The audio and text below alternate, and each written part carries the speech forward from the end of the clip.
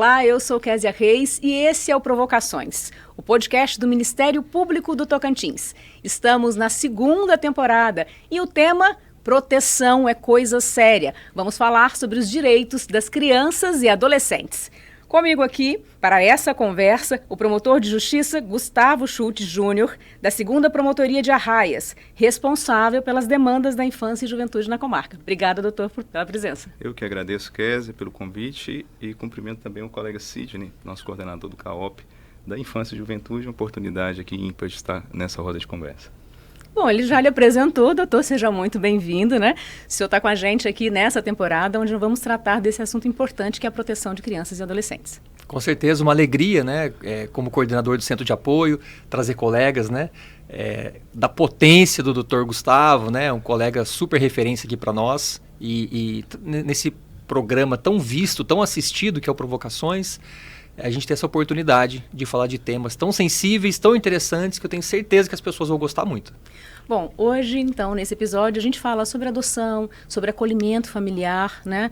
E eu começo perguntando para o senhor, quando é o momento que a criança precisa sair do seio familiar? Esse é um dos momentos mais tristes, né? Dramáticos da vida de uma criança, é ter que sair da casa do pai e da mãe. Para acontecer isso, é porque teve uma denúncia de uma grande violação de direitos, né?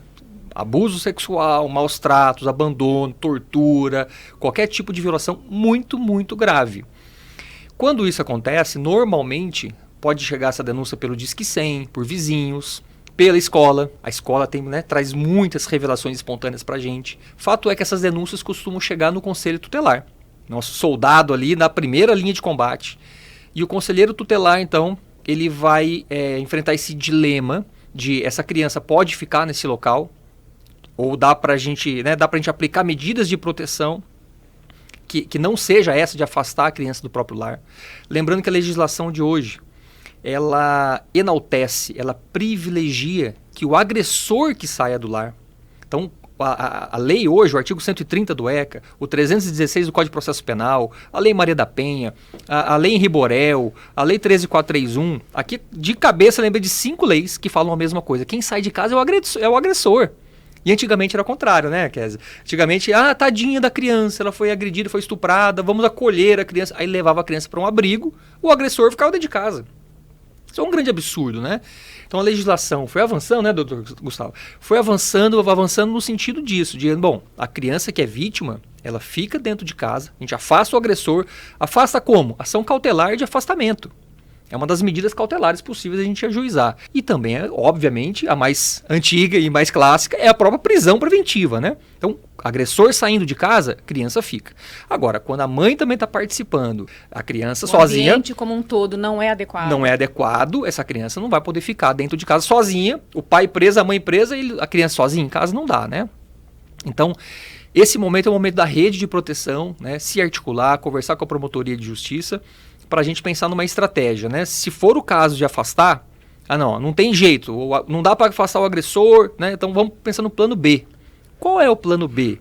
O plano B sempre é procurar a família extensa. Tem vó, tem tio, tem tia. Então, família extensa. Se tiver alguém da família extensa com condições protetivas, essa pessoa assume a guarda dessa criança, exatamente para essa criança não ter que ir para o acolhimento. E quando a gente pensa em acolhimento, são 2 tipos de acolhimento. Tem o acolhimento institucional e o acolhimento familiar.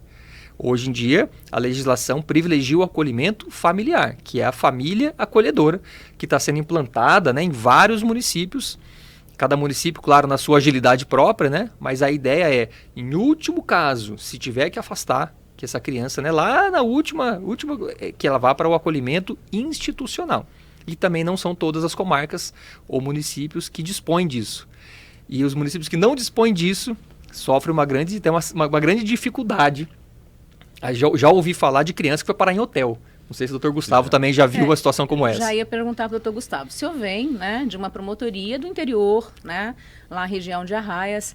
Como é isso? Lá tem um local, lá tem, assim, quando chega nesse nível de ir para um abrigo de um institucional, acolhimento institucional, né? Como é que o Ministério Público acompanha isso, doutor, para proteger de fato essa criança e esse adolescente?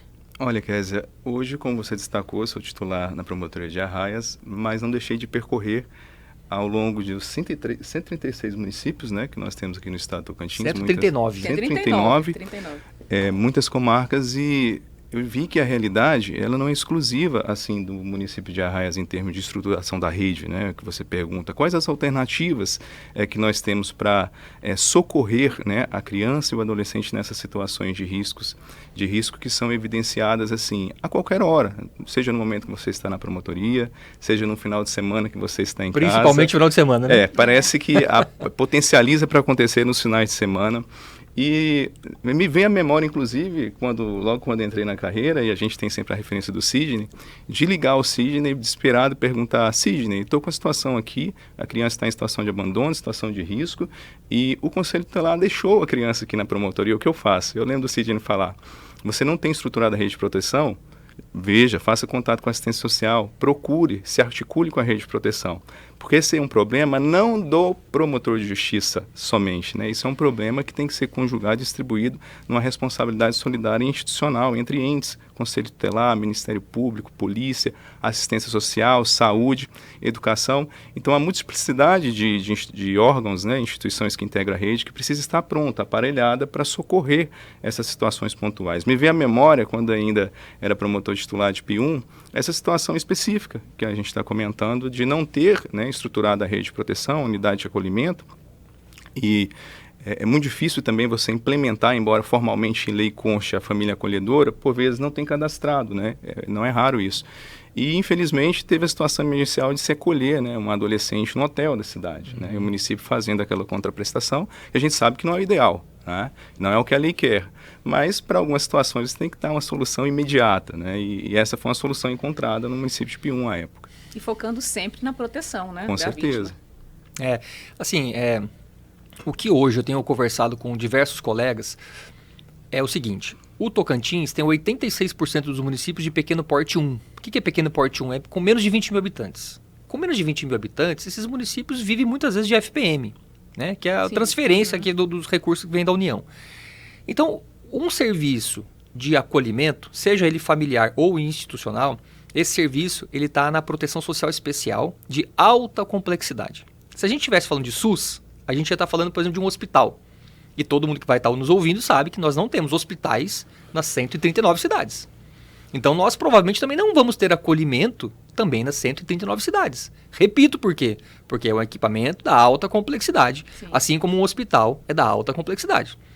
Dito isso, e fazendo esse paralelo entre o SUAS, assistência social, e o SUS, saúde, os dois são irmãos gêmeos, inclusive os dois foram criados muito próximos um do outro lá em 1990. Dito isso, esses municípios que são pequenininhos, eles precisam muitas vezes dar as mãos, eles precisam fazer consórcios. E a gente não tem essa cultura, né, doutor Gustavo? Não tem a cultura do consórcio. Seria muito mais simples se os municípios, e aí eu digo assim, de preferência da mesma comarca, para não ficar dando conflito positivo ou até negativo de competência entre os juízes. Então, municípios da mesma comarca se juntam. Vamos criar um abrigo? O abrigo é o institucional. Vamos criar um abrigo? Então, vamos criar o serviço de família acolhedora? E aí, um paga o assistente social, um paga o psicólogo, o outro paga o coordenador, um entra com o carro, o outro entra com a sede, o outro entra com o motorista, e vai dividindo essas despesas. E aí dá para a gente ter um equipamento da altíssima complexidade. A gente fala que é a UTI da assistência social. Você vai ter um equipamento da alta para não ter que uma criança ir parar num hotel. Porque quando ela vai parar num hotel, o problema é assim, o hotel talvez seja muito mais confortável do que o abrigo. O problema não é o conforto. O problema é você não ter suporte psicossocial. Você não vai ter ali uma equipe técnica para ir lá na casa dos pais para ver qual era o problema de origem e tentar superar esse problema.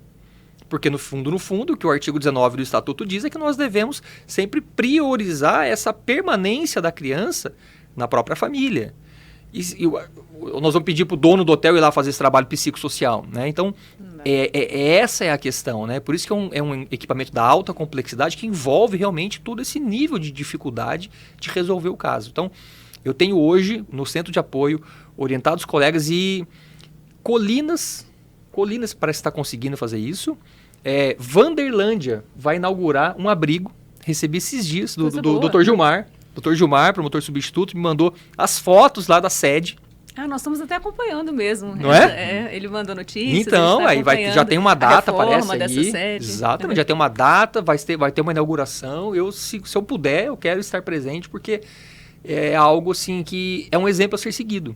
E lá é exatamente isso, é um consórcio, 3 municípios, Vanderlândia, Piraquê e Darcinópolis, com divisão de despesas. Isso é lindo.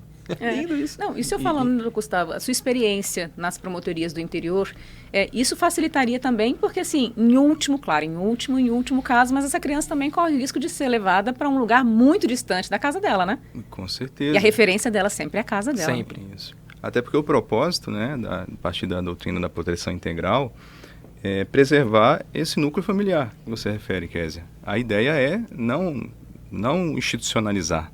A ideia é preservar que ela retorne, né, ao convívio com o pai, com a mãe, com o familiar, que por vezes, assim, em situações transitórias, a gente já também viu casos muito positivos, que situações circunstanciais em que a mãe está envolvida com problemas de alcoolismo ou com drogadição, esse apoio imediato na comarca, próximo à residência, próximo à comunidade, preservando os laços afetivos, favorece a reintegração ao núcleo familiar.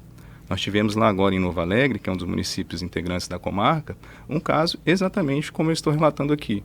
E que com acompanhamento teve a internação, né, para tratamento da drogadição. A mesma promotoria que atua na infância e juventude, atuamos com a ação de interdição, de internação compulsória, melhor dizendo. Dos pais? Dos pais, da genitora, né? Uhum. E feito o tratamento, recuperada que ficou, retornou e a criança está hoje com ela convivendo. E todos dão a melhor referência dela na cidade. Uma cidade pequena, com 3 mil habitantes, e as pessoas chegam e falam, as conselheiras, doutor, ela é excepcional.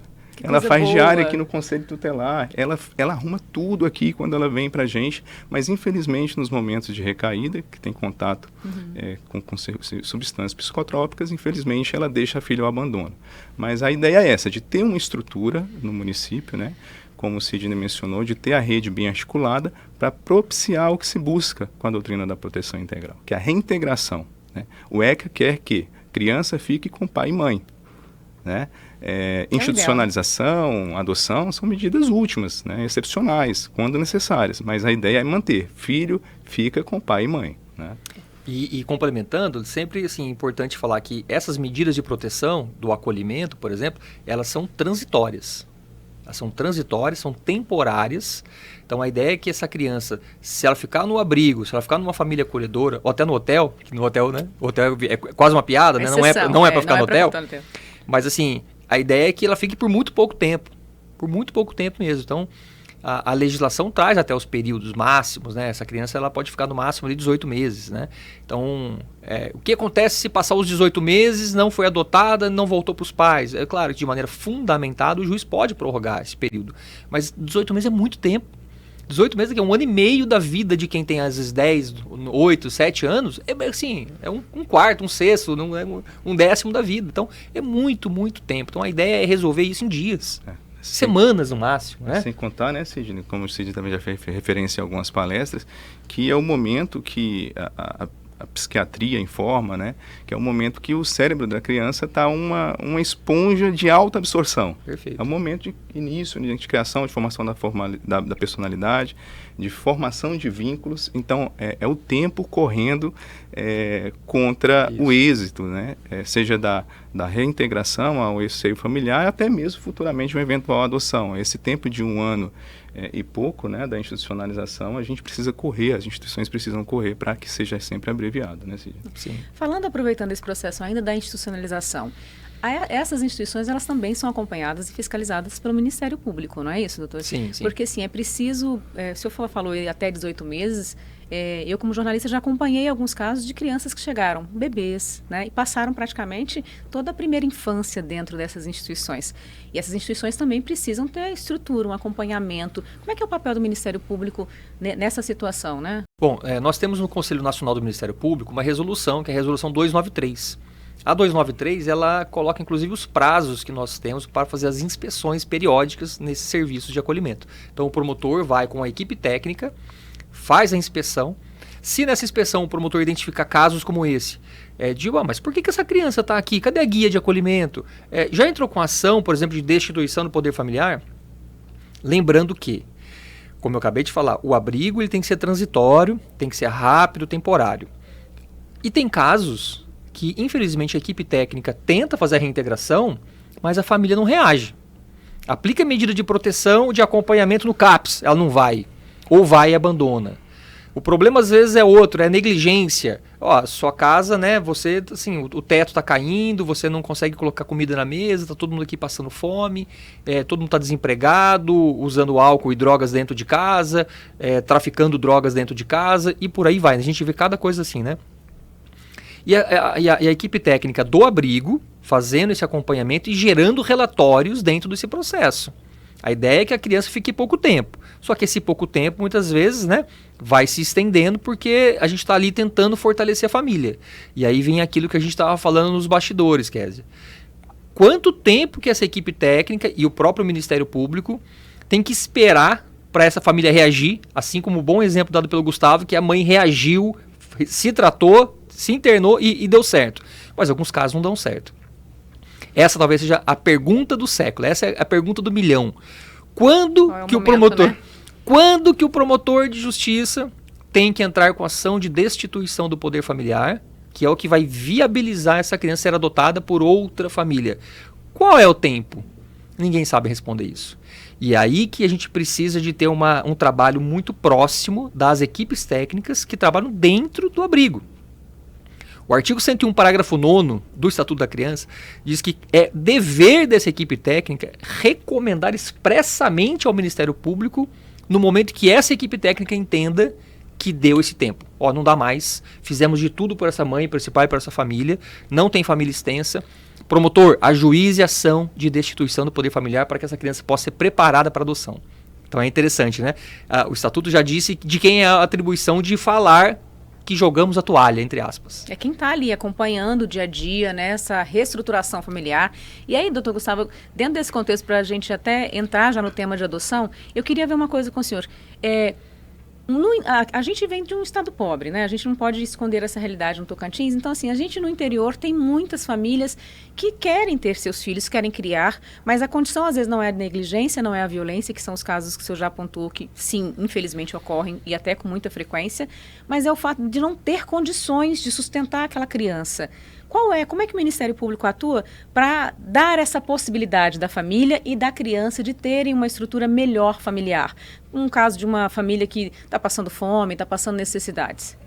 Olha, Kézia, inclusive é de se falar, existe uma falsa compreensão social de que a escassez de recurso familiar, a vulnerabilidade, seja algo determinante para a suspensão ou perda do poder familiar. Eu digo porque eu já peguei na promotoria mãe desesperada porque está em situação difícil, porque não tem o que dar para o filho, com medo que vou perder o meu filho, né? Vou perder a guarda. Então, o primeiro ponto a se destacar na sua pergunta, que é a nossa conversa, é que essa insuficiência de recursos materiais, ela não é fundamento, muito pelo contrário, o ECA diz o contrário. Né? Previsão expressa no artigo 23 do ECA. Isso, não é fundamento para a perda ou suspensão do poder familiar. E como que o Ministério Público, como que o promotor de justiça deve agir para superar essa situação fática, né, de vulnerabilidade pelo qual passa a família?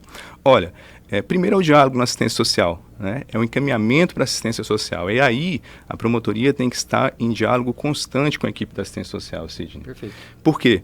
Porque eles são os responsáveis. Os técnicos da assistência social, o psicólogo, o assistente social é que conhece, que faz busca ativa, que conhece a realidade de cada família.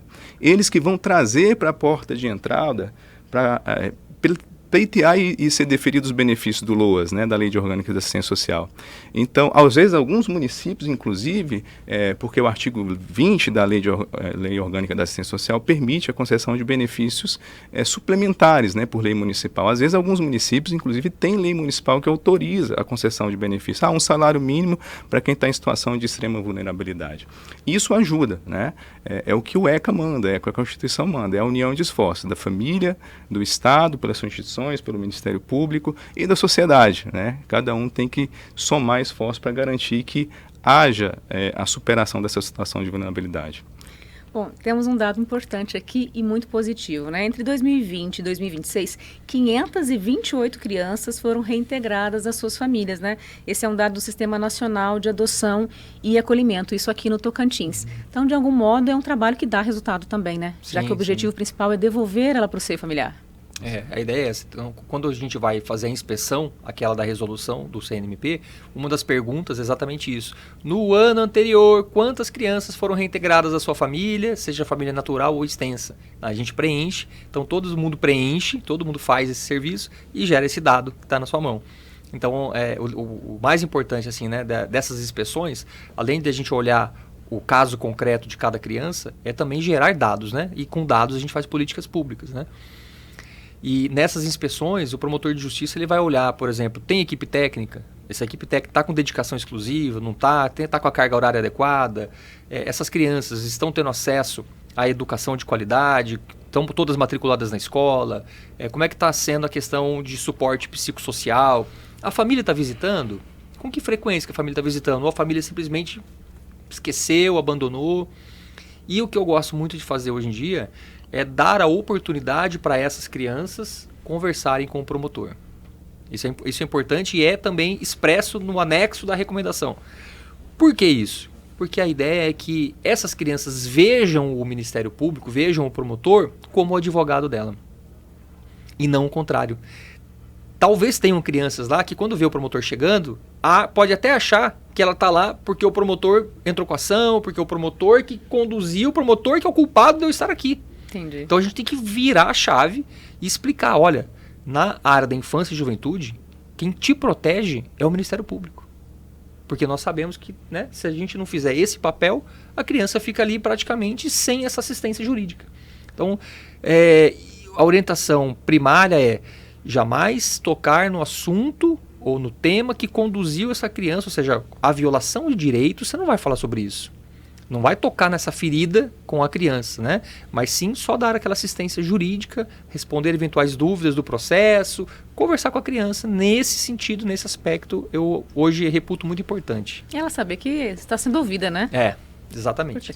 Bom, se eu falar sobre família acolhedora, eu queria que você falasse um pouquinho sobre a família acolhedora e a importância da sociedade. O doutor Gustavo falou uma coisa aqui que eu acho que é relevante a gente ressaltar, que a proteção da criança e do adolescente não é responsabilidade individual, né? Claro, primeiro os pais, a família, mas a sociedade, o Estado, todos nós devemos estar envolvidos nessa proteção, né? É a construção, são as crianças que vão ser os adultos do futuro, né? Então é a nossa construção social. A família acolhedora, fale um pouquinho dela e a importância de novas famílias também se cadastrarem. Não sei se lá em Arraias, se eu já tenho essa estrutura de família acolhedora. A gente tem que ter, porque o Sidney encaminha semanalmente...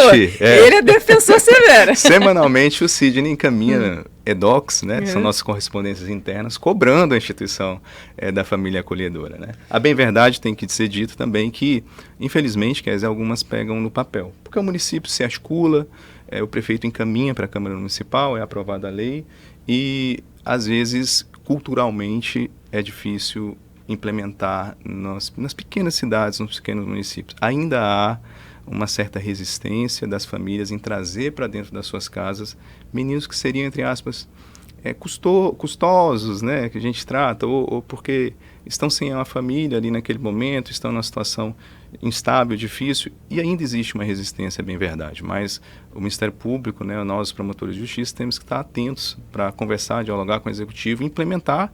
E não só do plano de vista formal, né? E fazer com que, através de campanhas, conscientização, a gente consiga benefícios também que o Poder Executivo tem que conceder, alguns benefícios para essas famílias poder também custear, porque a gente sabe que demanda, né, custos financeiros para poder fomentar. É importantíssimo. A família acolhedora, na situação como a nossa, que nós não temos a unidade de acolhimento institucional, entre aspas, abrigo, se assim podemos falar, né?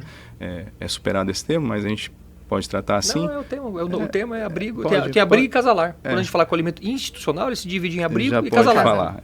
Tá bom. Então, assim, nós não temos no município, Sidney, e acaba que essa colocação em família substituta pela família acolhedora é o grande coringa, sabe? É a grande aposta que a gente precisa realmente se movimentar para implementar em cada um dos municípios do estado de Tocantins. O senhor pode falar, se eu falar um pouquinho assim, ele falou aqui, o doutor Gustavo falou assim, que às vezes falta conhecimento, falta vontade cultural. Né? Se eu puder falar assim, dessa importância da família se abrir, né? Da comunidade, da sociedade como um todo se abrir para acolher essas crianças também. Quando a gente assiste um filme americano, Hollywood, que uma criança ela está sendo afastada da família, você nunca vai ver essa criança indo para um abrigo. Você sempre vai ver ela indo para uma outra família nos Estados Unidos. É verdade. Pode assistir qualquer filme americano que uma criança está sendo afastada, ela sempre vai para outra casa. Porque lá eles chamam de foster care. O foster care, que é exatamente família acolhedora, já existe nos Estados Unidos porque os Estados Unidos foi colonizado pela Inglaterra. E na Inglaterra já fazem isso há mais de 1000 anos. E eu fui lá, vocês lembram que eu tive essa experiência, pude ir lá na Inglaterra conhecer? Eu fui para conhecer isso lá. Então eu conheci o foster care no berço. Então, assim, é maravilhoso de ver a questão da cultura. Então, nesses países que foram todos colonizados pela Inglaterra, se você for lá na Austrália, na Nova Zelândia, todos os países colonizados pela Inglaterra, o foster care, a família acolhedora, é o que tem. 94% das crianças que estão em acolhimento estão em famílias acolhedoras. Bom. 5%, assim, um exemplo, um adolescente que esfaqueou alguém, um adolescente, sei lá, uma situação muito difícil, aí você talvez não encontre família acolhedora para ficar com ele. Lá, tô falando, né? Sim. Lá. Então, assim, eles já superaram isso há mais de 1000 anos. E é uma questão de cultura. O Brasil realmente, ele foi colonizado por Portugal, e hoje Portugal está ainda também rastejando, tentando implantar a família acolhedora lá. Hoje, Portugal tem 5, 6, 7% das crianças em família acolhedora. 93% estão nos abrigos. E o Brasil está igualzinho. E tem um documento que é a Recomendação Conjunta 02/2024. Essa recomendação conjunta foi assinada pelo CNJ, CNMP, Conselho Nacional de Assistência Social, Conselho Nacional dos Direitos da Criança, que é o CONANDA, e 3 ministérios. O Ministério de Direitos Humanos, o Ministério da Assistência Social, o Ministério de Planejamento e Orçamento. Então, é um documento assinado por 7 grandes instituições, dizendo, vamos dar as mãos e vamos criar metas. E a meta 1 desse documento, que é a Recomendação Conjunta 02, é que até 2027, pelo menos 25% das crianças em acolhimento precisam estar acolhidas em família acolhedora. 25%. Nós estamos hoje com 8%, mais ou menos. Até o ano que vem, nós temos que pular de 8 para 25%. Se depender dele, vamos conseguir, né? Com certeza. Aqui em Palmas, o Serviço de Acolhimento e Família Acolhedora foi implantado recentemente, e Palmas deveria ter isso já há muito tempo por ser a capital, deveria ser uma vitrine, né? Deveria ser exemplo, e não era, mas agora vai ser. Implantou, estamos na fase de divulgação, inclusive o Ministério Público está ajudando essa divulgação. Nessa divulgação, inclusive em redes sociais, já conseguimos de cara 8 famílias. 8 famílias, sem fazer muito esforço. Conseguimos já 8 famílias. Essas famílias, elas estão num pré-cadastro. Em seguida vem a fase de apresentação de documentos, certidão de antecedentes criminais. Sim. Tem que saber quem são essas pessoas, né? Sim. Saber quem são, quais são os seus interesses. A ideia é tirar de um ambiente de risco para colocar num ambiente seguro, né? Um ambiente seguro. Então, aí tem essa fase de entrega de documentos. Depois vem o psicossocial, para saber, né, também quais são os interesses dessa família. E nesse momento é o momento... E depois vem a capacitação. Tem 40 horas de carga horária de curso para entender o que é a família acolhedora. Essa família tem que chegar... Quando ela der o primeiro passo dentro do serviço, ela tem que saber que ela não vai adotar essa criança. Né? Então, assim, se você tiver o interesse de adotar, você tem que ir para o Sistema Nacional de Adoção, que é um outro espaço, uma outra fila. Quem está na família acolhedora tem que chegar sabendo, eu não quero adotar. Eu quero cuidar de uma maneira temporária, sabendo que ela vai voltar para o pai e para a mãe, ou se isso não for possível, ela pode até ser adotada por outra família, mas não pela minha. Veja, lugares que têm o serviço de família acolhedora já mais antigos funcionando, uma família acolhedora tradicional, de janeiro a dezembro, como o processo é transitório e várias crianças vão passar, ao longo de um ano ela vai acolher 20 crianças. Nossa, são muitas crianças, né? Entendeu? Ela fica assim, 3 dias com uma criança. Porque a ideia é que seja rápido mesmo, né? Fica 3 dias com uma criança, aí sai. Aí vem uma outra criança, fica mais 5 dias. Aí sai. Aí vem uma outra criança, fica 10 dias. Vem uma outra, fica um mês. Deu 12 meses, ela ficou com 20 crianças. Quando eu dou esse exemplo, a pessoa já... Aí ela começa a entender. Falar, realmente, aí não dá pra pensar em adotar, né? Você vai adotar 20 crianças por ano? Né? É que é uma percepção, até querendo protocolo, a pergunta que eu faria pro Sidney era essa, se serviria como um período prévio de convivência, né? Pensei nisso também, né? Isso, eu pensei em perguntar ao Sidney, ele já veio com a resposta completa. Mas de fato não vale, né, Cid? Não tem, assim, a ideia é que... Não dá para somar o tempo de... Essa pessoa não quer adotar. Sim. Quem é família acolhedora não quer adotar. Essa é a ideia. E é isso que o curso tem que mostrar. Se você quer adotar, é lindo. Tomara que você queira adotar um dia. Mas aí você não vai ser família acolhedora. Você vai para fila de adoção e vai esperar a sua vez. Até para não furar, né? Exatamente. A fila do SNA, né? Exatamente. Sistema Nacional de Adoção. Bom, falando nisso, né? Falando já nesse processo de adoção, né? Passou por todas essas etapas que os senhores explicaram e realmente não tem como reintegrar essa criança, esse adolescente na família de origem, né? Na família biológica, e ela precisa ser destituída, vai para adoção. Hoje eu acho que é sempre eu não sei se a palavra certa é incoerência, mas assim, quando você conversa com uma pessoa que quer adotar, ela diz assim, demora demais, é uma fila enorme, demora muito. Aí você vai ver o número de crianças, eu tenho hoje 165 adultos pretendendo adotar, né? Pessoas que gostariam de adotar, e eu tenho 19 crianças e adolescentes aguardando adoção. Dessas, isso aqui é dados do Tocantins, né? E dessas eu tenho 9 que estão em processo para serem adotadas. Eu tenho outras 10 aí aguardando, mas eu tenho uma fila de 165. Como é que os senhores explicam? O doutor Gustavo e depois o doutor Círio, como é que se explica essa conta? Porque parece que é uma matemática que não fecha, né? Parece ser uma conta que não fecha, né, Kézia? E antes de falar a respeito da adoção, né, de todos esses números que são divulgados, eles são atualizados, inclusive, acho que diariamente, né, pelo Sistema Nacional de Adoção. Eu tenho como promotor de justiça uma premissa que talvez no campo da atuação da infância e juventude, estritamente na adoção, nos processos que envolvem a adoção, é o local que não se autoriza ao promotor de justiça, ao juiz de direito cometer erros. Porque você está tratando, se porventura eu erro num processo de roubo, num processo outro criminal, vai acontecer que alguém vai recorrer, né? A gente tem que partir da premissa que tem que caminhar quase na linha da perfeição, né? Não é dado ao Ministério Público cometer erros, mas alguém vai recorrer, né? Alguém vai revisitar aquela decisão no recurso, vai conseguir consertar aquilo ali e vai minorar o prejuízo. Mas quando se trata de adoção, a gente está tratando aqui de administrar, alguém, né? Você vai estar construindo a vida de alguém, você está edificando uma história a partir de estudos que são principiados, né, ali por intermédio da Vara da Infância e Juventude, pela equipe multidisciplinar. Então você está aproximando a criança que já vem de uma situação muitas vezes carregada por traumas, né, e frustrações. Então você vai ter a responsabilidade de aproximar ela, de dar a ela uma vida nova, uma família nova, e eu digo onde o promotor de justiça não pode errar. Então existe uma situação bem paradoxal. De um lado a gente tem uma criança em formação, né, como eu disse, uma mente que é uma esponja fértil, que precisa assimilar sentimentos, que precisa nutrir sensação de cuidado, de aproximação por uma mãe, por um pai. E de outro lado, nós temos a situação, que é essa situação do tempo, né, que não pode se passar, e de outro lado nós temos a situação da segurança jurídica que tem que ter nesse procedimento. É uma burocracia necessária.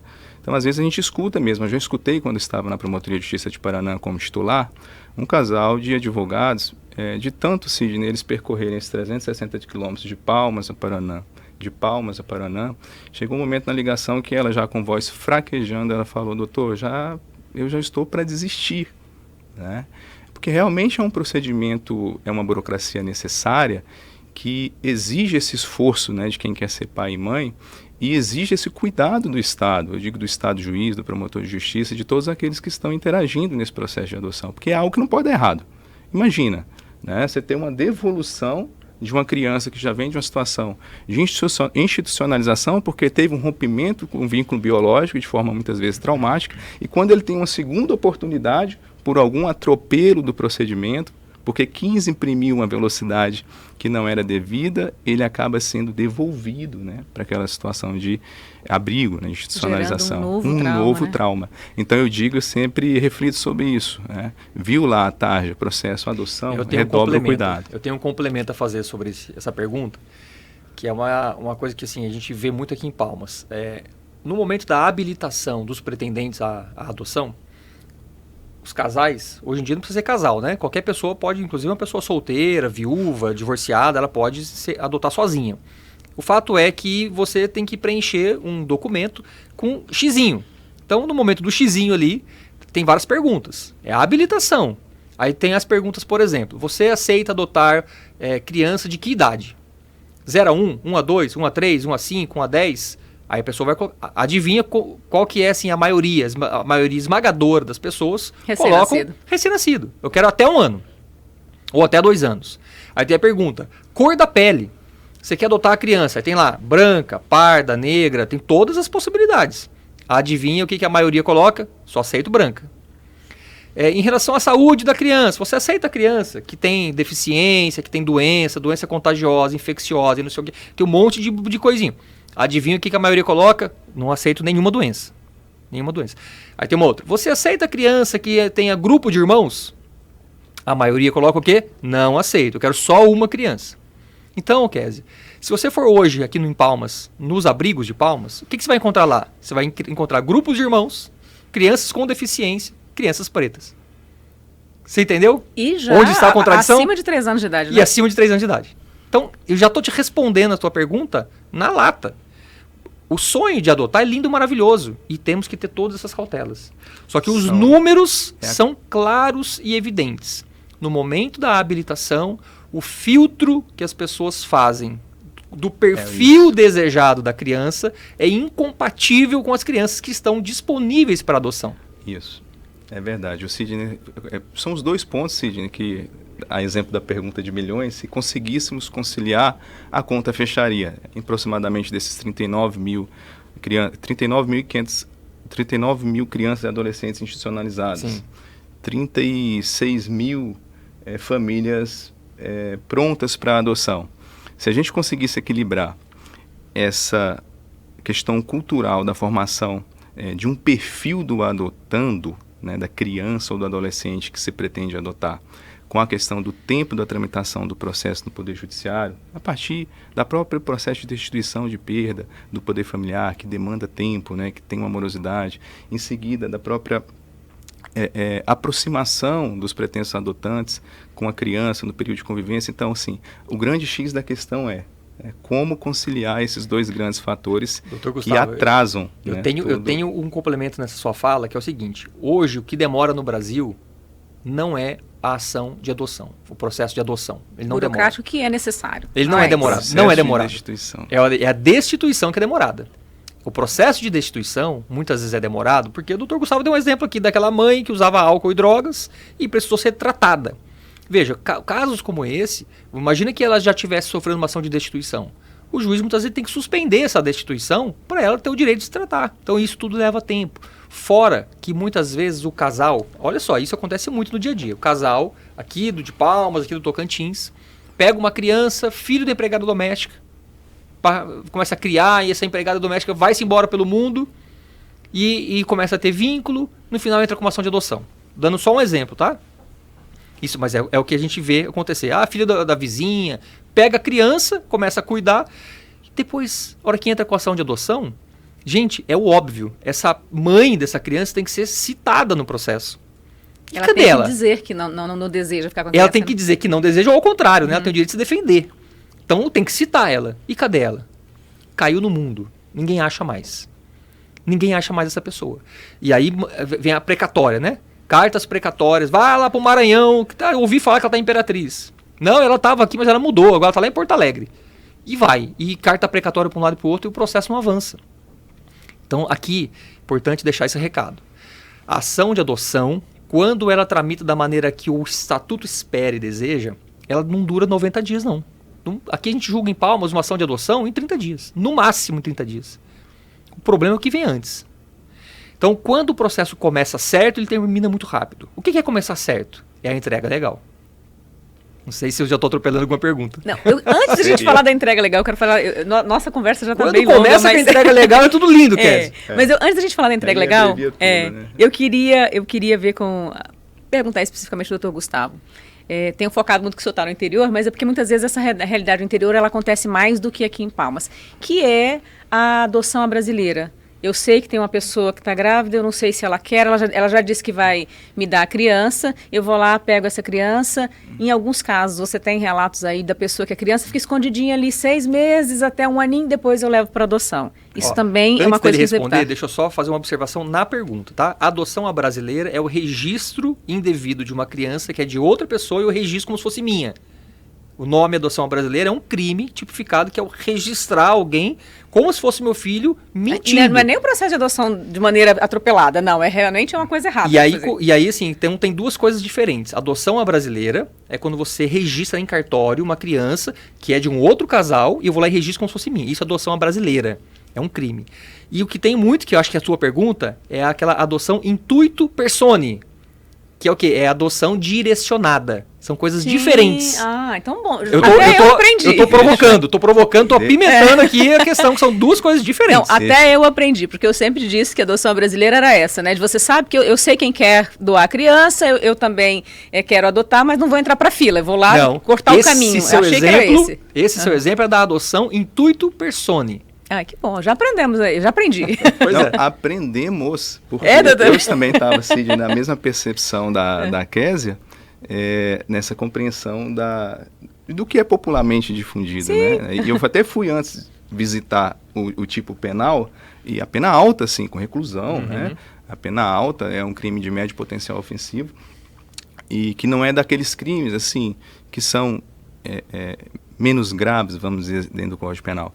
E eu tinha essa percepção, né, nessa situação de subverter todos os sistemas. Você está vendo que, na verdade, nesse caso não é nem uma adoção? Porque quando você registra, você vai adotar o quê? Você vai adotar o seu próprio filho?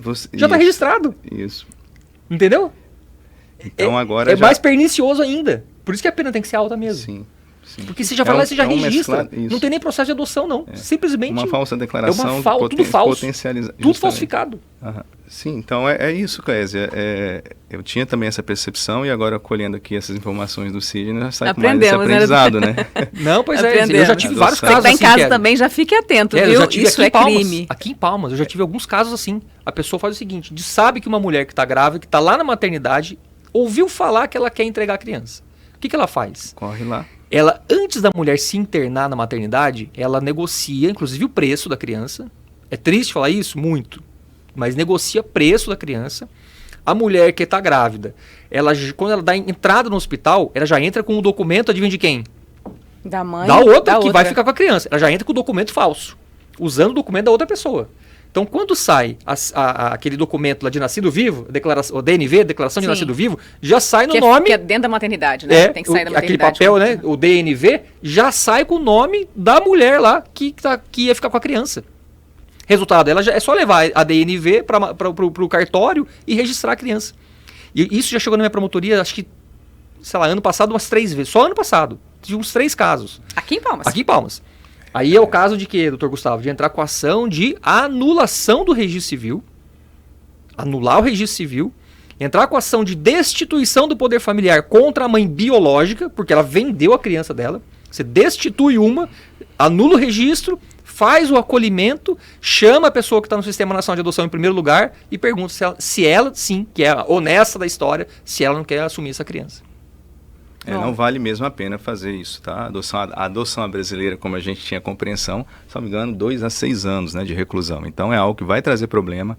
A gente entende a vontade, né, aquele impulso de querer ter o filho, mas vale muito a pena seguir o procedimento legal do Sistema Nacional de Adoção, vai até a Vara da Infância e Juventude, entrega seus documentos, passa pelo procedimento de habilitação, faz a entrevista com os profissionais, com assistente social, com psicólogo. Como bem disse o Sidney aqui, é um fato também que eu não tinha, um processo de adoção sem esses entraves, vão percorrer aí 30 dias. 30 então não é algo que, assim, até na compreensão que a gente tem nessa experiência do dia a dia, parece ser algo mesmo truncado, travado.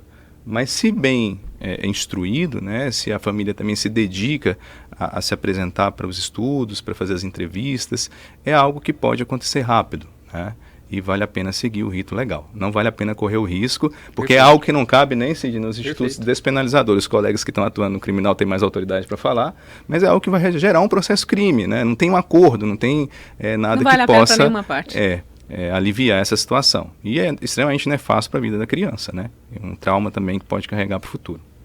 Todo mundo entendeu isso, né, gente? É. Bom, agora para a gente fechar, doutor, eu queria que você falasse da doação, da entrega voluntária. Da entrega voluntária legal, Sim. né? Essa é perfeita, né? Essa acontece quando a mulher está gestante e em algum momento da gestação ela cai a ficha, ela fala, eu não vou conseguir cuidar desse filho por N questões. Né? A maioria das vezes é falta de suporte, falta de rede, né? Falta de família. Muitas vezes foi uma relação sexual ali numa noite qualquer, um namorado. Tive alguns casos já de estupro, né? Fato é que essa mulher, ela manifesta esse interesse de entregar o bebê e ela manifesta muitas vezes nas consultas pré-natal. Ela já avisa ali e no dia que ela dá a entrada na maternidade realmente para dar à luz, a equipe da maternidade já está sabendo, né? Principalmente a assistência social já está sabendo. E assim que seja quem for, pode ser na consulta pré-natal, o dever da saúde, da pasta saúde, assim que está sabendo dessa situação, é comunicar o GEGEM, comunicar o Poder Judiciário, a Vara da Infância, porque a Vara da Infância vai designar uma equipe para começar a fazer um atendimento e gerar relatórios. Então ela faz um relatório, 2 relatórios, e a gente já abre um processo de acompanhamento. No dia que essa mulher dá à luz,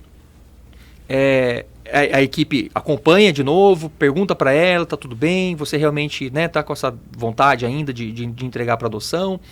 Se ela falar para a equipe técnica que realmente vai realmente entregar para adoção, a equipe junta mais esse último relatório, o juiz, no mesmo dia, no dia seguinte, tudo vai depender da saúde da mulher, da condição física dela, né? Acabou de dar à luz, tem umas que precisam de 2, 3 dias. Sim. Mas normalmente essas audiências a mulher está com o telefone, ela faz a audiência de dentro da maternidade, o juiz marca essa audiência, juiz, promotor e a defesa. É o momento dessa mulher manifestar perante o juiz se de fato é isso mesmo, quer entregar para adoção.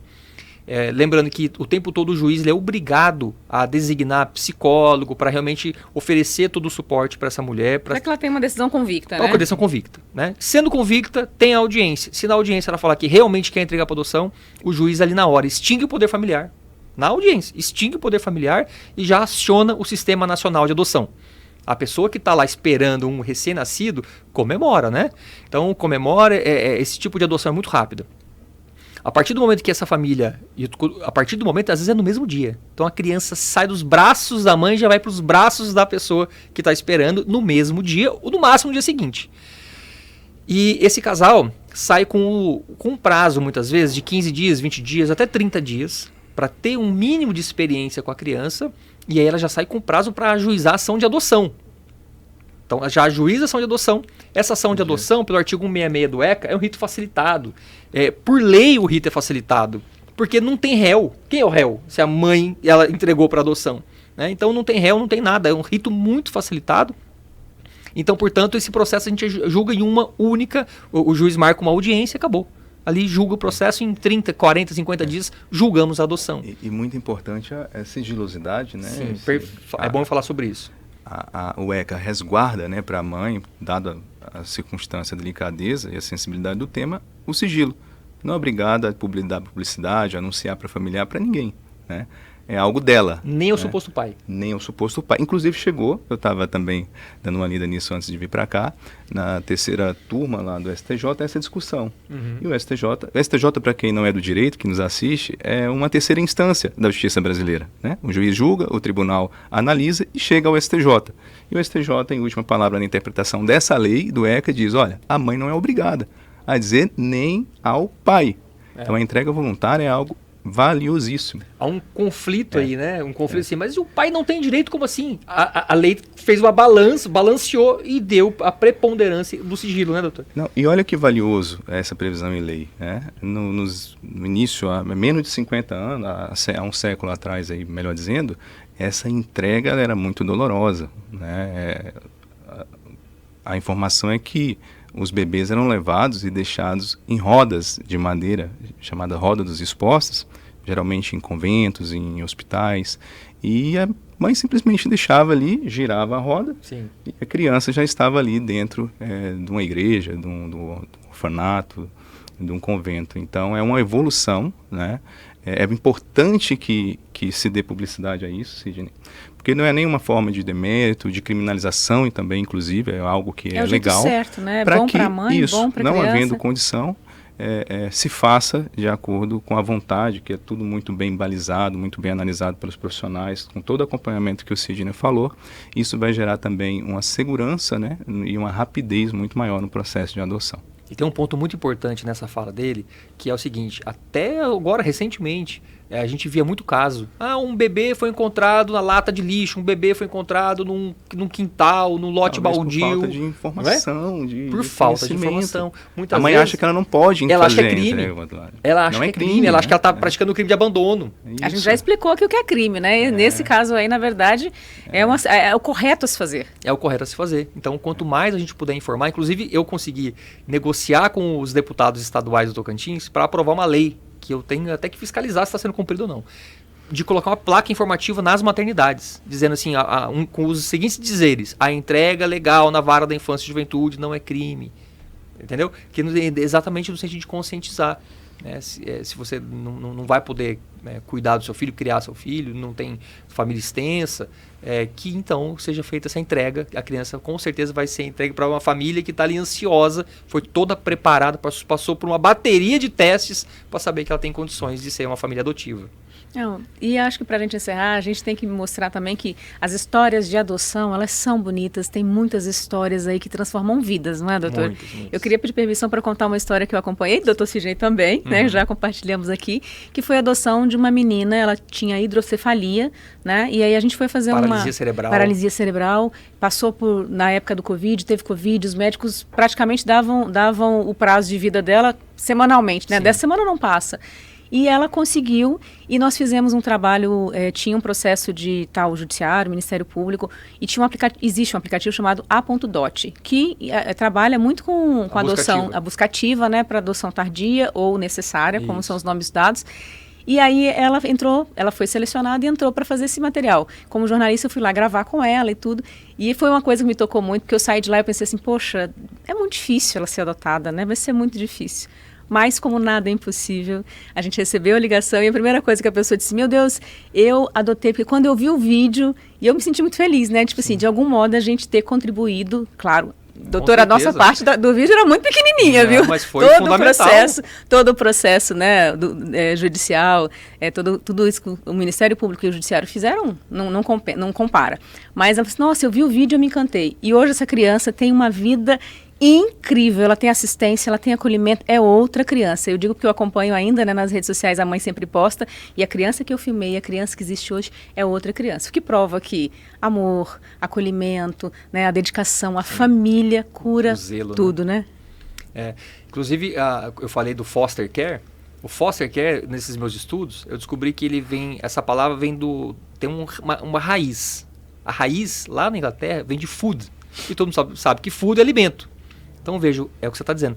Uma palavra de foster, que é esse acolhimento, tão importante quanto um alimento. O alimento para a saúde física e o acolhimento para a alma.